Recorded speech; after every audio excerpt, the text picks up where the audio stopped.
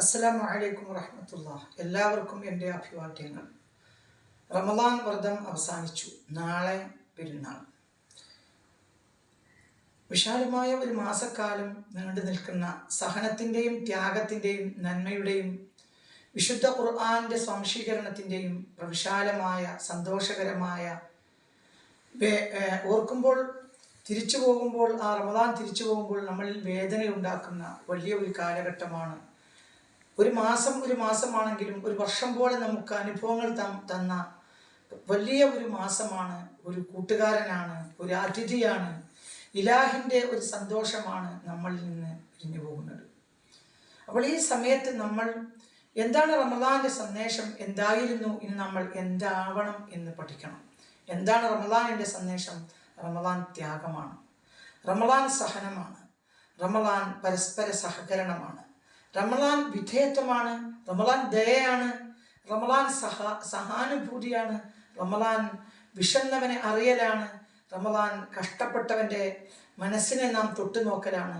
ഇങ്ങനെ നമ്മുടെ ജീവിതത്തിൽ എന്തൊക്കെയാണ് ഈ റമദാൻ കൊണ്ടുവന്നത് എന്നതിന് കയ്യും കണക്കുമില്ല. ആ പ്രവിശാലമായ ആ സരസിൽ നമ്മൾ നീന്തി തുടിക്കുകയായിരുന്നു ഒരു മാസക്കാലം.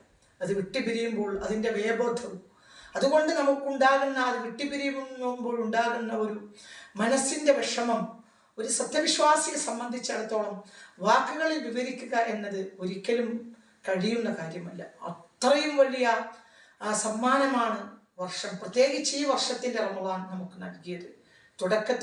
തുടക്കം മുതലേ വളരെ വലിയ പ്രയാസങ്ങൾ അത് നമ്മുടെ ചെവിയിൽ കേൾപ്പിച്ചു. ഇപ്പോൾ അതെല്ലാം അവസാനിച്ചു എന്നല്ല പറയുന്നത്, എന്നാലും സഹനത്തിൻ്റെയും ത്യാഗത്തിൻ്റെയും ഒക്കെ വലിയ ഒരു അറിവ് ബഹുമാനപ്പെട്ട പരിശുദ്ധമായ റമദാൻ നമുക്ക് നൽകി. അപ്പോൾ നാം ഇനി എന്താണ് ചെയ്യേണ്ടത്? എന്താ റമദാനിൻ്റെ സന്ദേശം? എന്നാൽ എന്താണ് പെരുന്നാളിൻ്റെ സന്ദേശം? റമദാനിൽ നാം നേടിയത് എന്തോ അതാണ് പെരുന്നാളിൻ്റെ സന്ദേശം. നാം മറ്റൊരാൾക്ക് വേണ്ടി സഹിക്കാൻ തയ്യാറാകണം, ത്യാഗത്തിന് തയ്യാറാകണം. മദീന പള്ളിയിൽ ഇഅ്തികാഫിരിക്കുന്നതിനേക്കാൾ എനിക്കിഷ്ടം ഒരാളുടെ ആവശ്യം നിർവഹിക്കുന്നതിന് വേണ്ടി അയാളുടെ കൂടെ നടക്കലാണെന്ന് പറഞ്ഞ ലോകഗുരുവായ പുണ്യ റസൂൽ സല്ലല്ലാഹു അലൈഹി വസല്ലം വഴി നമുക്ക് ലഭിച്ച സമ്മാനമായിരുന്നു റമദാൻ എന്ന് നമ്മൾ ആലോചിക്കണം. അപ്പോൾ മറ്റൊരാൾക്ക് വേണ്ടി നാം വരിക്കുന്ന ത്യാഗം, അതാണ് റമദാനിൻ്റെ സന്ദേശം. മറ്റൊരാളെ അവൻ്റെ വേദനയെ നാം അറിയാൻ ശ്രമിക്കുക, അതാണ് റമദാനിൻ്റെ സന്ദേശം. മറ്റൊരാൾക്ക് വേണ്ടി നാം ത്യജിക്കുക, സഹിക്കുക, അതാണ് റമദാനിൻ്റെ സന്ദേശം. നമ്മുടെ മനസ്സിൻ്റെ അഗാധമായ കോണിൽ നമ്മുടെ അയൽക്കാരനെ, നമ്മുടെ ബന്ധുവിനെ, മറ്റൊരാളെ, നമ്മുടേതല്ലാതെന്ന് നമ്മൾ വിചാരിക്കുന്ന ഒരു പാവപ്പെട്ട മനുഷ്യനെ അറിയാൻ ശ്രമിക്കുക, അതാണ് റമദാന്റെ സന്ദേശം. ഒരുപാട് മതങ്ങളും ഒരുപാട് ജാതികളും ഉപജാതികളുമുള്ള ഒരു രാജ്യമാണ് നമ്മുടെ ഭാരതം. നാം മനുഷ്യനായിത്തീരണം എന്ന് റമദാൻ നമ്മെ പഠിപ്പിച്ചു.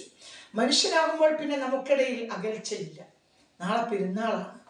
ഇന്ന് നമ്മളൊരു വസ്ത്രം എടുക്കുമ്പോൾ അതിൽ ഒരു വസ്ത്രം നമ്മുടെ കൂട്ടുകാരനായ ഹിന്ദുവിന്, അല്ലെങ്കിൽ നമ്മുടെ കൂട്ടുകാരനായ ക്രിസ്ത്യാനിക്ക്, അവനും നമ്മളും തമ്മിൽ ഒന്നാണ്.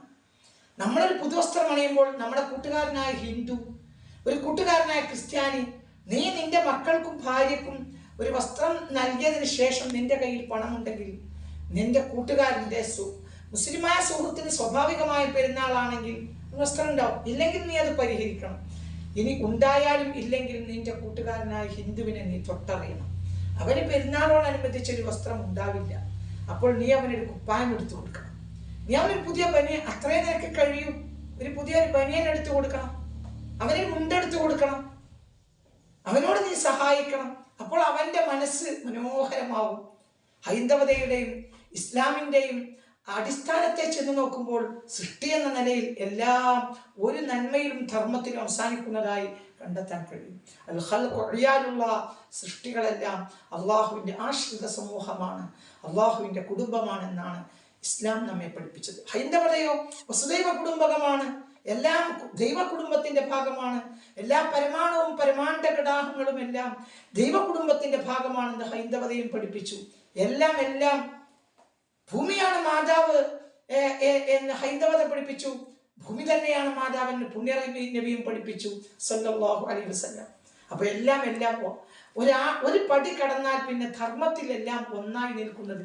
തിയോളജിക്കലി പലതരം വ്യത്യാസങ്ങൾ എല്ലാത്തിനും കണ്ടെത്താൻ കഴിയുമെങ്കിലും ധർമ്മത്തിലെല്ലാം ഒന്നാണെന്നാണ് എൻ്റെ ഈ കാലഘട്ടത്തിൽ ഇതുവരെയുള്ള വായന. തിയോളജിക്കലി കാര്യങ്ങൾ ചെറുതാണെന്നാണോ? അല്ല, അത് വലുത് തന്നെയാണ്. പക്ഷേ അതിൽ നമുക്ക് എല്ലാവരെയും യോജിപ്പിക്കാൻ കഴിയില്ല. പക്ഷേ മൊറാലിറ്റി സൈഡിലെല്ലാം ഒന്നാണ്. മനുഷ്യരെന്ന നിലയിലെല്ലാം ഒന്നാണ്. സഹോദരന്മാർ എന്ന നിലയിൽ ഒന്നാണ്.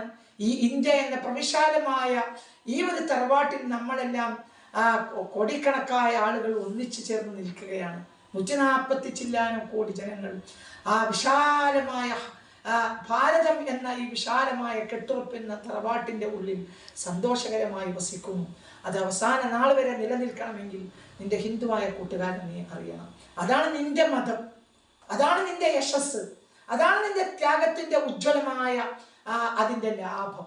റമളാൻ എന്ന ആ ഉജ്ജ്വലമായ ത്യാഗത്തിന്റെ ലാഭം എന്താണ്? നിന്റെ കൂട്ടുകാരനെ ഹിന്ദുവിനെ നീ അറിയുക, നിന്റെ കൂട്ടുകാരനെ ക്രിസ്ത്യാനിയെ അറിയുക, എല്ലാവരും നീ അറിയുക.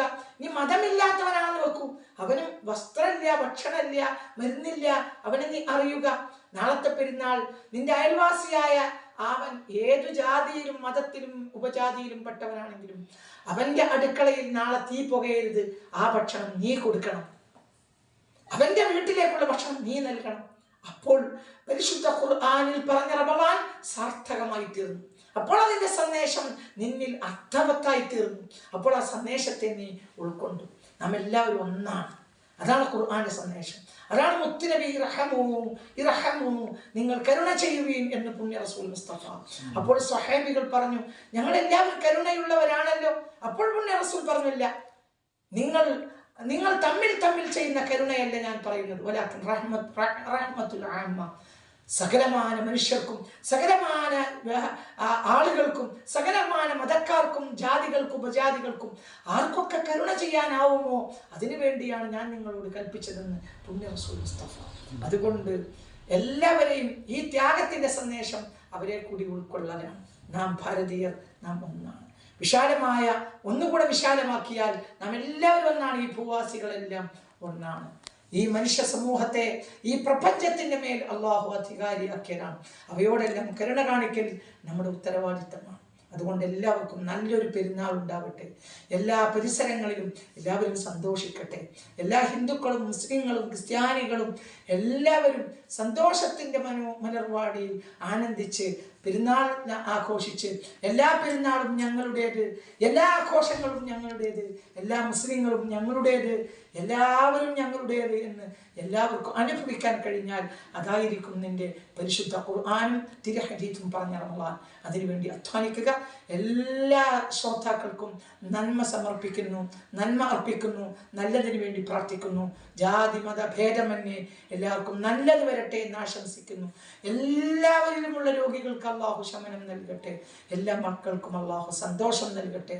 എല്ലാ പരീക്ഷ എഴുതിയവർക്കും ജാതി മത ഭേദമന്യേ എല്ലാവർക്കും വിജയം നൽകട്ടെ. എല്ലാ വീടുകളിലും സന്തോഷം കളിയാടട്ടെ. എല്ലാവർക്കും എനിക്ക് വേണ്ടി പ്രാർത്ഥിക്കണമെന്ന് അപേക്ഷിക്കുന്നു. എല്ലാവർക്കും ഞാൻ പ്രാർത്ഥിക്കുമെന്ന് അറിയിക്കുന്നു. അസ്സലാമു അലൈക്കും വറഹ്മത്തുള്ളാഹി വബറകാതുഹു.